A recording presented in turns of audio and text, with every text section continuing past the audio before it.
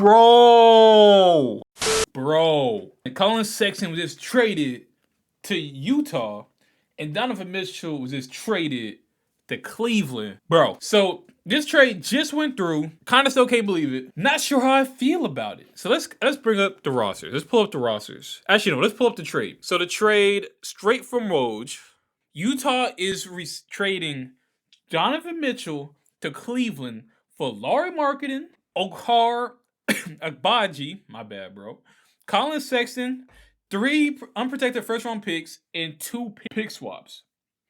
Meaning that Cleveland is packed. Also meaning Utah has now basically been completely gutted from the Donovan Mitchell and Rudy Gobert situation. However, they're in perfect situations to either rebuild or just sell all at this point, like if you're going to go to OKC route. So if we pull up the Cleveland Cavalier roster, and let's just pull up, ESPN, the one that we trust. So on Cleveland Cavalier roster, they will continue to have Jared Allen. They will have Darius Garland, Kevin Love, Donovan Mitchell, Evan Mobley, still having Karis LeVert, still having Moses Brown, Isaac Okoro, Cedi Osman, Rondo, and Ricky Rubio. Like, come on, bro.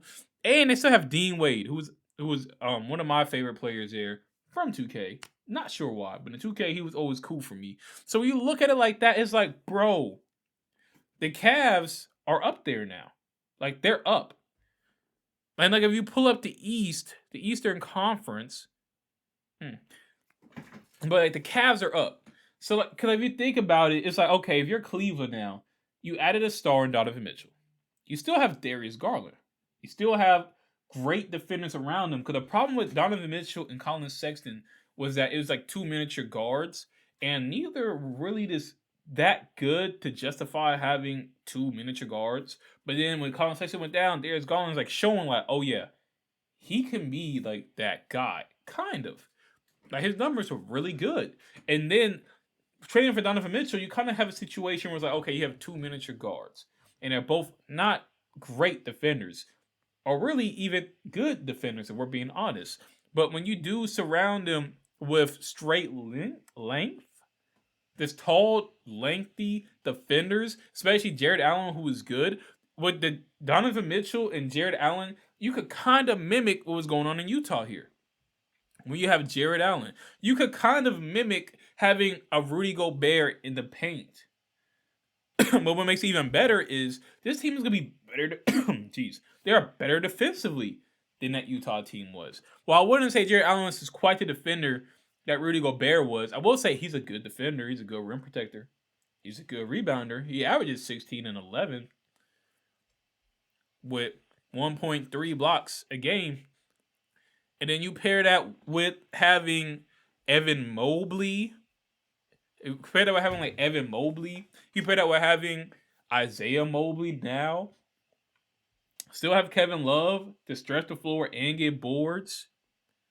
Like you still have Cedi and Dean Wade, who are 2 role players that are again like 6'7" and above. So you have 2 miniature guards, and you surround them with other just good tall players. You also have Karis LeVert, who's 6'6", and a guard.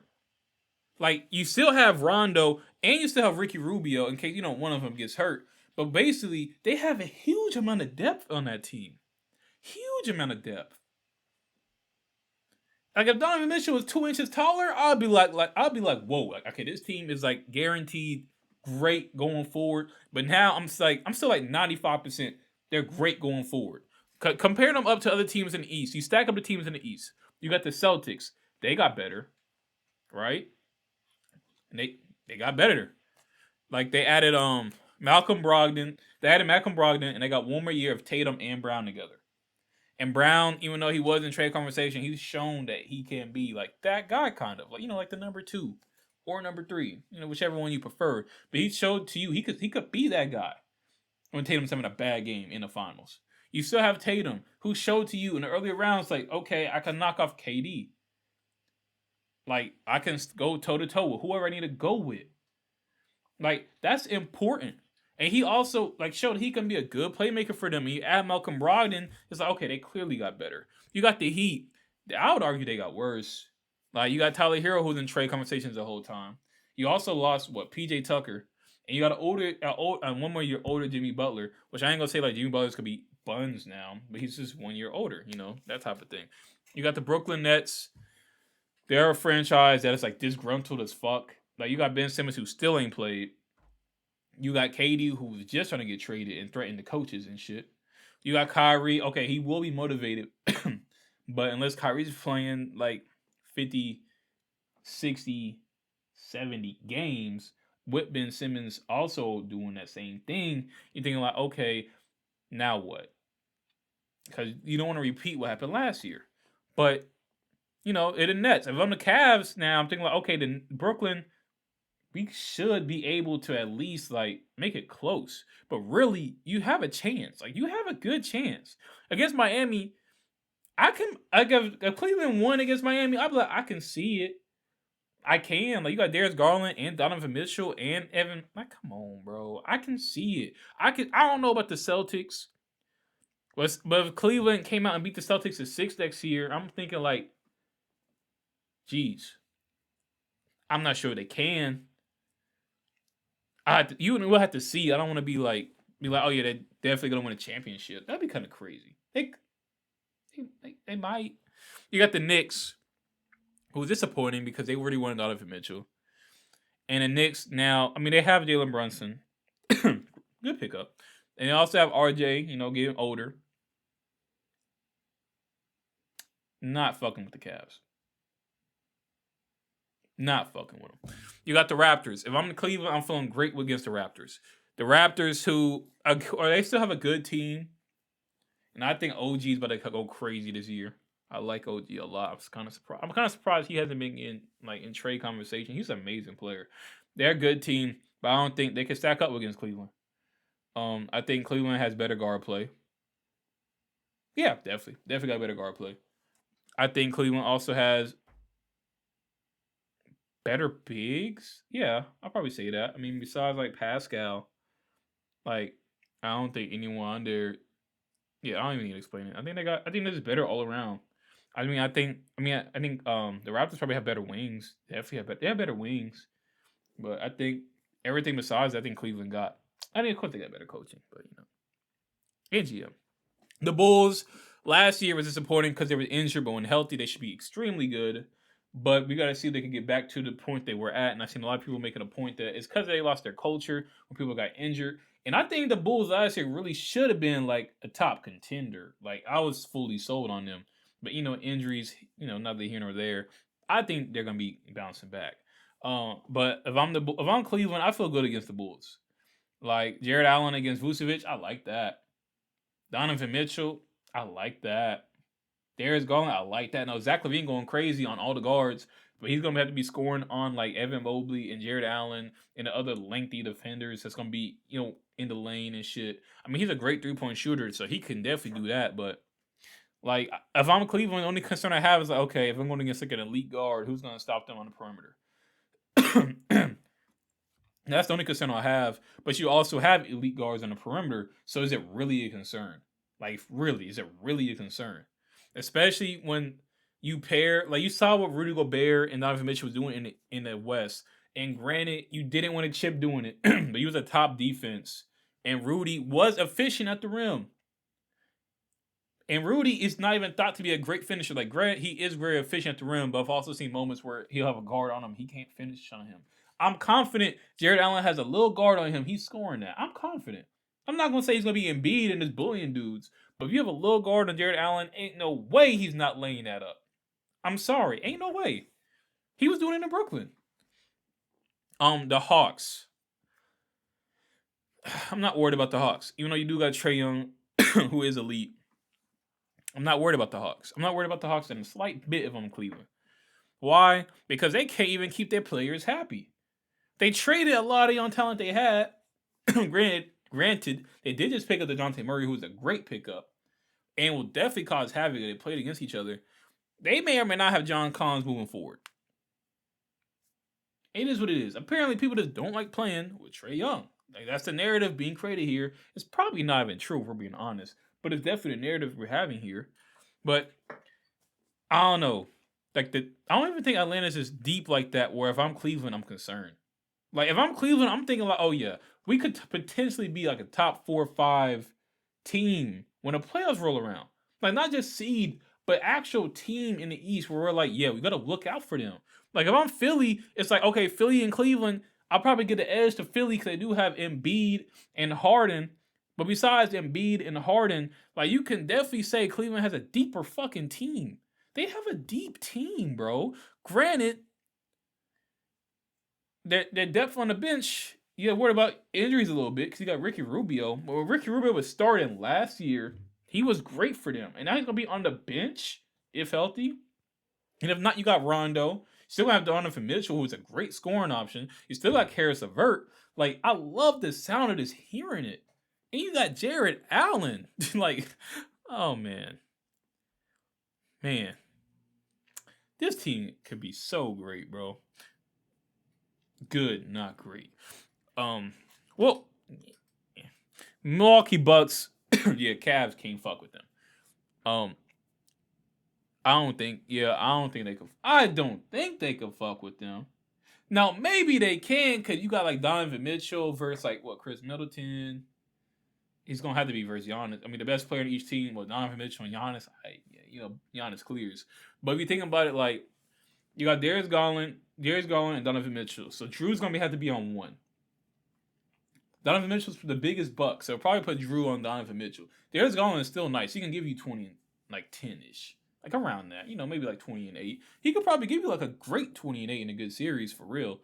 And if he's doing that and Donovan's still gonna score a bit on Drew, I mean Drew is that guy, but Donovan, he ain't gonna have 0 points. And you still got I don't know. It would be an ugly series though, if I'm being honest. Cause I don't think Giannis is just easily scoring on Jared Allen, Evan Mobley, Kevin. Yeah, he probably is. I mean, the only person I really be worried about is like Evan Mobley and somewhat Jared Allen. But I feel like we've seen the story where Jared Allen is matched up against Giannis and Giannis is eats.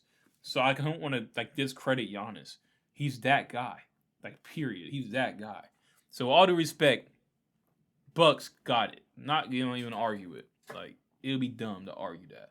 The Pistons, again, Hornets definitely now they're dropping.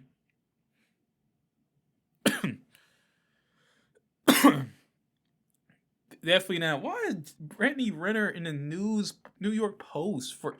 See, Charlotte don't got nothing going on. If Brittany Renner is making news for them, bro. Come on, bro. But yeah, the Hornets they're dropping. Kade's lost dude because he is a, he's a dickhead. And what can I say? The Wizards. I actually like them. Not fucking with the Cavs. Not even close. Like player for player, body for body, pound for pound, Cavs easily sweeping them. If the Wizards even in the playoffs, which they probably won't be. Sorry if you're a Wizards fan. Pacers, I like them a lot.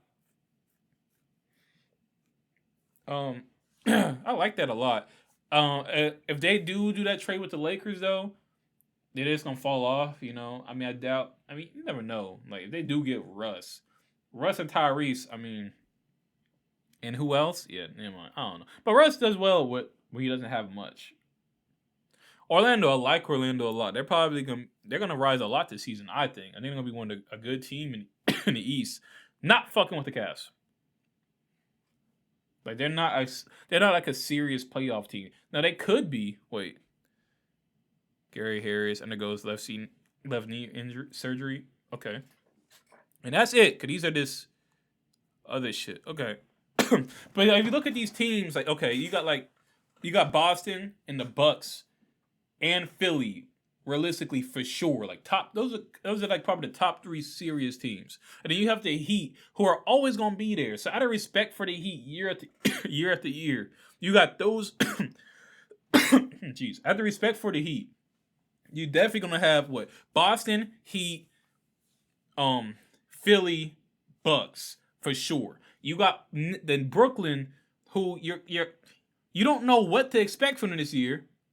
You don't know what to expect from them this year, mainly because of all the bullshit KD got going on. But it's still Brooklyn. It's still KD. It's still Kyrie. So you don't want to disrespect too much. And then you have who else you concerned about? The Raptors. You should be better than them. You should be. So they should really just be like a lock 5 to 6 seed. And you got the Bulls. And I don't think the Bulls are gonna have a better record than the Cavs, unless they're in the same shit they're on last year. And they're in the same shit they are last year. The Bulls is the new contender. Now when I say new contender, I don't mean they're gonna win the fucking chip. I just think they'll be like a top. The way they're looking last year, they were like a top 3 looking team to get out the fucking East, and then injuries happen. So yeah, Cavs on top. I'm excited to see this. I really want to see this team. I actually might become like watch the Cavs a lot more, and I watched them a lot last year, and I can't wait to watch them this year. I didn't even mention Brandon Goodwin. Like he was good for them ish, you know. Like this team is good. They have Robin Lopez. Why? They don't need him. They got Rod Neto. He's a good player. Isaac Okoro. I don't think I mentioned Isaac Okoro. Like this team is deep, bro. What is this? Ugh. They got to be one of the deepest teams in basketball at this point. Like they already had like the best young core in the league, and now you just added Donovan Mitchell instead of Laurie Markkinen. Like, yeah. But that's all. I think the Cavs gonna be number one. Leave a comment down below if you think the Cavs are also. Wait, I just said Cavs gonna be number one. I think the Cavs will be top 5 lock this year, and 5 means they'll beat out the Nets for the 5th spot. If I remember correctly, I think they'll be like a top 5 seed this year, and I think in the playoffs they could at least get to the 2nd round, at least. For real, I think they're legit. Granted, I got to see them to see how legit, but I think the Cavs can be what the Hawks were supposed to be. If we're being completely honest. Like a few years ago, when the Hawks came on the scene, I think they'll be what the Hawks are supposed to be.